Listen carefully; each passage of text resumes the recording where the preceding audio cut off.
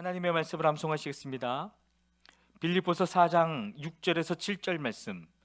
아무것도 염려하지 말고 다만 모든 일에 기도와 간구로 너희 구할 것을 감사함으로 하나님께 아뢰라.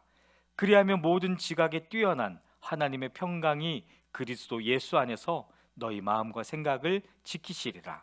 빌립보서 4장 6절에서 7절 말씀. 아멘. 빌립보서 4장 6절에서 7절 말씀. 아무것도 염려하지 말고 다만 모든 일에 기도와 간구로 너희 구할 것을 감사함으로 하나님께 아뢰라. 그리하면 모든 지각에 뛰어난 하나님의 평강이 그리스도 예수 안에서 너희 마음과 생각을 지키시리라. 빌립보서 4장 6절에서 7절 말씀. 아멘. 열왕기하 8장입니다. 엘리사가 이전에 한 여인의 죽은 아들을 살려준 일이 있었는데 그 아이의 어머니에게 이렇게 말했었다. 부인은 가족을 데리고 이곳을 떠나서 가족이 몸붙여 살만한 곳으로 가서 지내시오. 주님께서 기근을 명하셨기 때문에 이 땅에 7해 동안 기근이 될 것이요.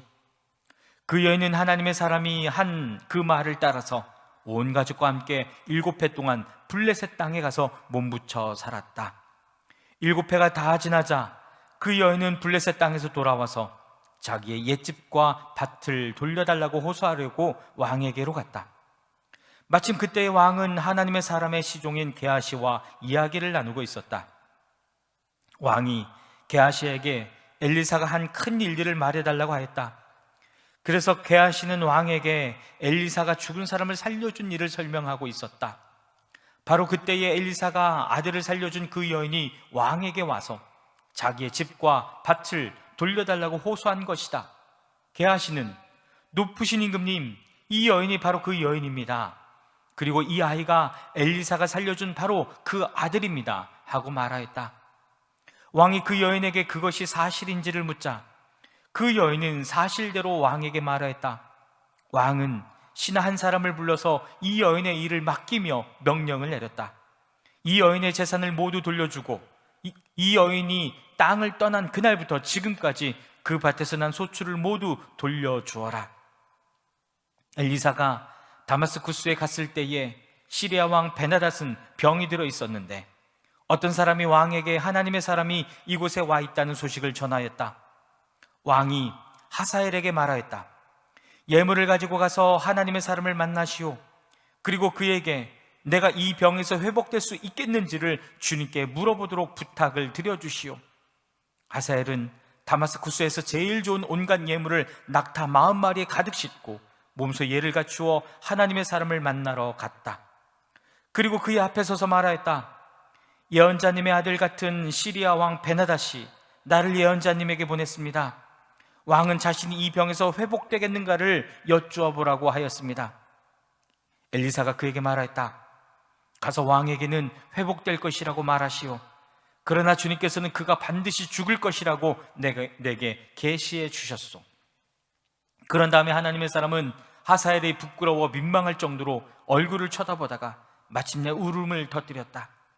그러자 하사엘이 예언자님 왜 우십니까? 하고 물었다. 엘리사는 다음과 같이 말하였다. 나는 그대가 이스라엘 자손에게 어떤 악한 일을 할지를 알기 때문이요. 그대는 이스라엘 자손이 요새에 불을 지를 것이고 젊은이들을 칼로 살해하며 어린아이들을 메어쳐 죽일 것이고 임신한 여인의 배를 가를 것이요. 하사엘이 물었다. 그러나 개보다 나을 것이 없는 나 같은 사람이 어떻게 그런 엄청난 일을 저지를 수 있겠습니까? 그러자 엘리사가 말하였다. 주님께서 그대가 시리아 왕이 될 것을 나에게 계시하여 주셨소. 그는 엘리사를 떠나서 왕에게로 돌아갔다. 베나닷 왕이 그에게 물었다. 엘리사가 그대에게 무엇이라고 말하였소? 그가 대답하였다. 엘리사는 왕께서 틀림없이 회복될 것이라고 말하였습니다. 그 다음날 하사엘은 담요를 물에 적셔서 베나닷의 얼굴을 덮어 그를 죽였다.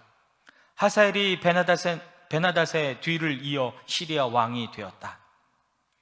이스라엘 왕 아합의 아들 요람 제5년에 여호사밧이 아직도 유다의 왕일 때에 여호사밧의 아들 여호람이 다스리기 시작하였다.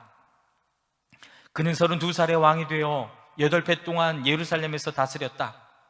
그는 아합의 딸을 아내로 맞아들였기 때문에 아합 가문이 한 대로 이스라엘 왕들이 간 길을 갔다. 이와 같이 하여 그는 주님 보시기에 악한 일을 하였다.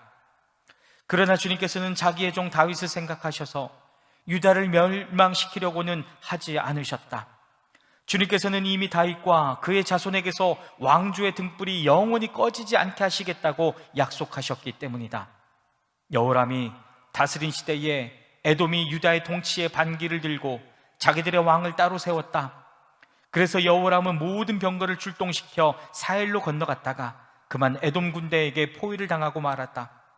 그러나 여호람은 병거 대장들과 함께 밤에 에돔 군대의 포위망을 뚫고 빠져나왔다.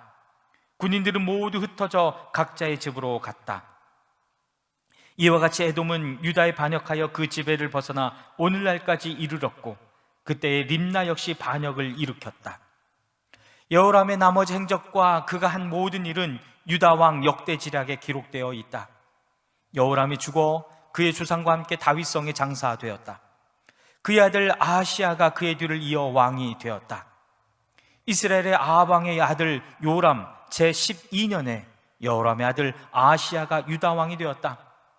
아하시아가 왕이 될 때의 나이는 22살이었고 그는 한 해 동안 예루살렘에서 다스렸다. 그의 어머니 아달랴는 이스라엘 오므리 왕의 딸이었다. 그는 아합 가문의 사위였으므로 아합 가문의 길을 걸었으며 아합 가문처럼 주님 보시기에 악한 일을 하였다. 그는 아합의 아들 요람과 함께 시리아 왕 하사엘과 싸우려고 길르앗의 라못으로 갔다. 그 싸움에서 시리아 군대가 요람을 쳐서 부상을 입혔다. 요람 왕이 시리아 왕 하사엘과 싸우다가 라마에서 시리아 사람들에게 입은 상처를 치료하려고 이스라엘로 돌아갔다. 그때 아합의 아들 요람이 병이 들었으므로 여호람의 아들인 유다의 아하시아 왕이 문병을 하려고 이스라엘로 내려갔다. 열왕기하 9장입니다. 예언자 엘리사가 예언자 수련생들 가운데서 한 사람을 불러 말하였다. 너는 허리를 단단히 묶고 손에 이 기름병을 들고 길르앗의 라못으로 가거라. 거기에 가면 그곳에서 님시의 손자이며 여호사밧의 아들인 예후를 만나게 될 것이다. 그러면 안에 들어가 그의 동료들 사이에서 그를 불러내어 밀실로 데리고 들어가거라. 그리고 기름병을 기울여 그의 머리에 부으며 나 주가 말한다. 내가 너를 이스라엘의 왕으로 세웠다 하고 말하여라. 그렇게 말한 다음에 너는 문을 열고 속히 도망하여라. 지체해서는 안 된다. 그리하여 예언자의 시종인 그 젊은이가 길르앗의 라못으로 갔다. 그가 도착하였을 때에 그곳에는 군대 장군들이 둘러앉아 회의를 하고 있었다. 그가 그들에게 말하였다. 장군님, 드릴 말씀이 있습니다. 그러자 예후가 말하였다. 우리들 가운데 누구에게 말하고 있는 겁니까? 그 시종이 말하였다. 바로 장군님께 말씀을 드리고 싶습니다. 예후가 일어나서 집 안으로 들어가자 예언자의 시종인 그 젊은이는 그의 머리에 기름을 부으며 말하였다. 나 주 이스라엘의 하나님이 말한다. 내가 너에게 기름을 부어 주님의 백성 이스라엘의 왕으로 세웠다. 너는 내가 섬기는 상전 아합의 가문을 쳐라. 나는 내 종들인 예언자들의 피와 또 주님의 다른 종들의 모든 피를 이세벨에게 갚으려고 한다. 나는 아합의 가문을 모두 다 멸망시킬 것이다. 그렇다.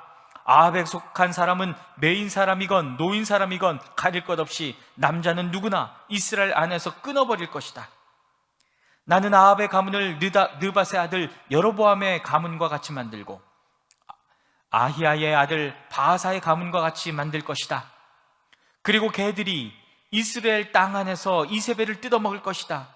그를 매장할 사람조차 없을 것이다. 그리고 난 뒤에 예언자의 시종인 그 젊은이는 문을 열고 도망하였다. 예후가 왕의 신하들이 있는 데로 나오자 한 사람이 그에게 물었다. 좋은 소식이었소. 그 미친 녀석이 장군께는 무슨 일로 왔었소? 예후가 그들에게 말하였다.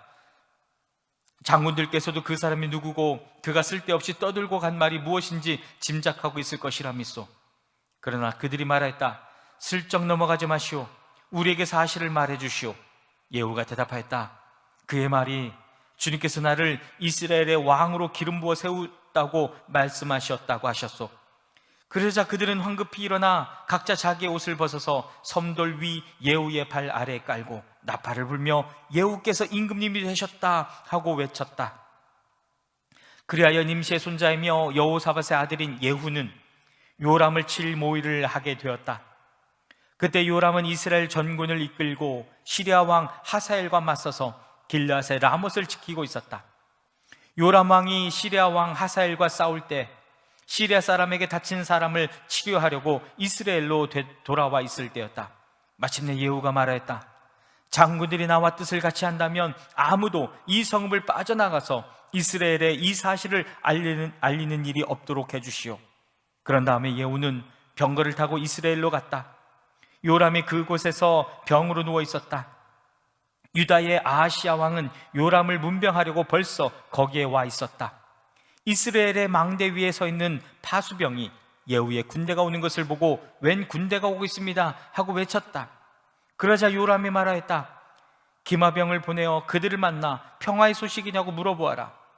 그리하여 기마병은 그들을 만나러 가서 말하였다. 임금님께서 평화의 소식이냐고 물어보라 하셨소. 그러자 예후가 말하였다.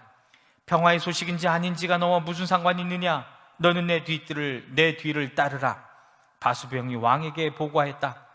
그들에게 간 전령이 돌아오지 않습니다. 그리하여 왕이 두 번째 기마병을 보내자 그가 그들에게 가서 말하였다. 임금님께서 평화의 소식이냐고 물어보라 하셨소. 그러자 예후가 말하였다. 평화의 소식인지 아닌지가 너와 무슨 상관이 있느냐? 너는 내 뒤를 따르라. 바수병이 왕에게 또 보고하였다.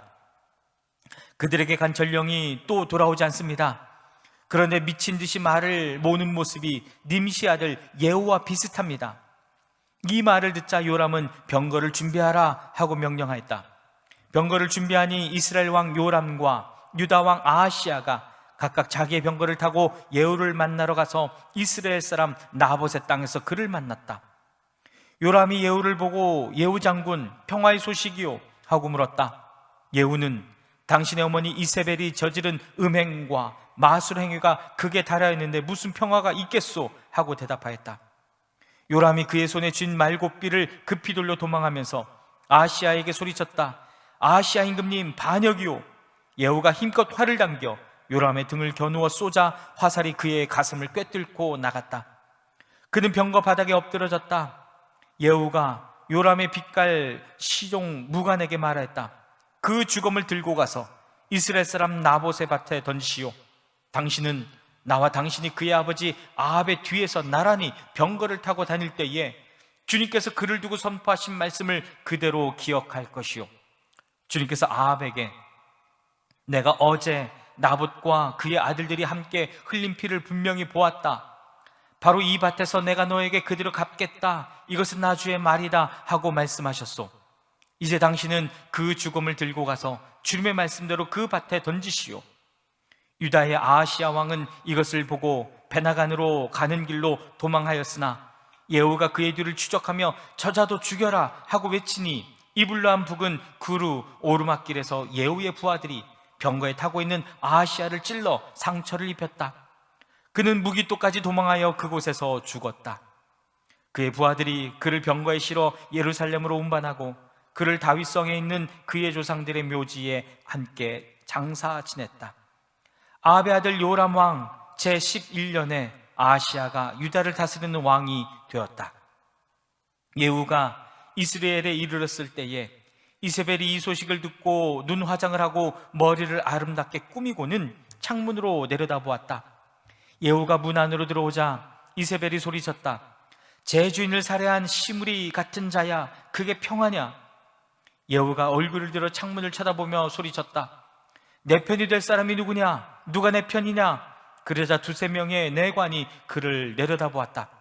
예후가 그들에게 명령하였다. 그 여자를 아래로 내던져라. 그들이 그 여자를 아래로 내던지니 피가 벽과 말에게까지 튀었다. 예후가 탄 말이 그 여자의 죽음을 밟고 지나갔다.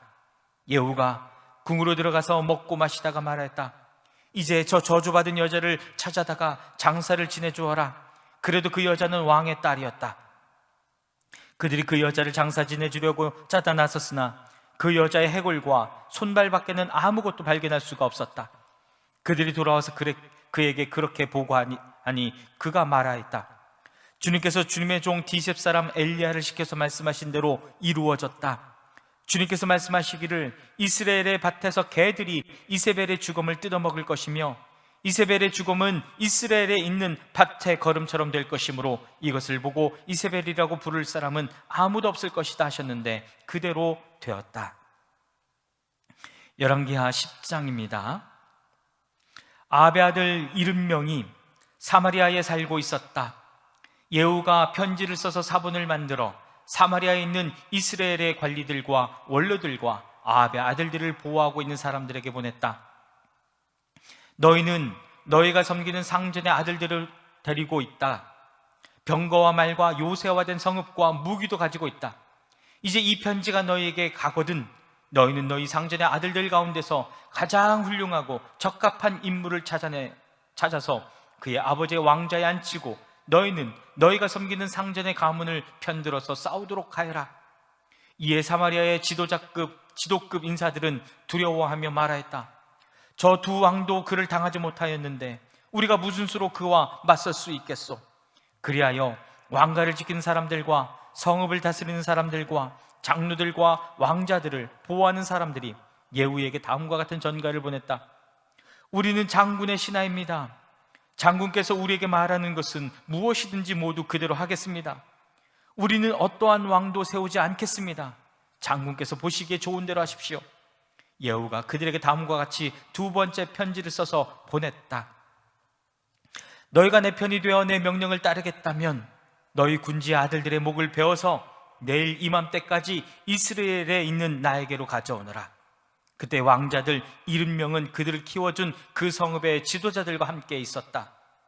편지가 성읍의 지도자들에게 전달되자 그들은 그 왕자들을 잡아서 70명을 모두 죽인 다음에 그들의 머리를 광줄에 담아서 이스라엘에 있는 예후에게 보냈다.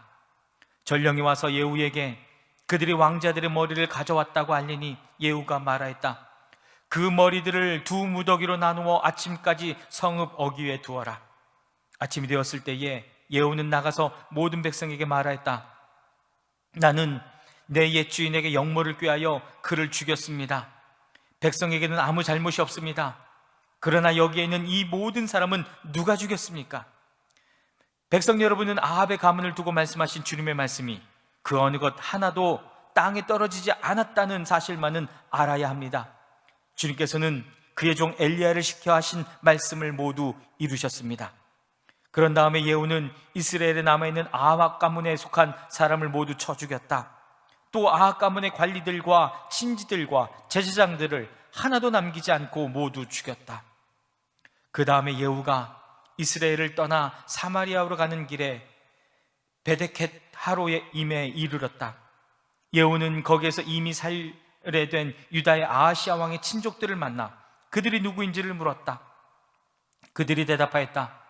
우리는 아하시아의 형제들로서 이세벨 왕후의 왕자들과 왕의 친족들에게 문안을 드리러 내려왔습니다. 그러자 예후는 그들을 생포하라고 명령하였다. 부하들은 그들을 생포하여 베데켓의 한 구덩이에 넣어 죽였는데 무려 42명이나 되는 사람을 한 사람도 살려두지 않았다.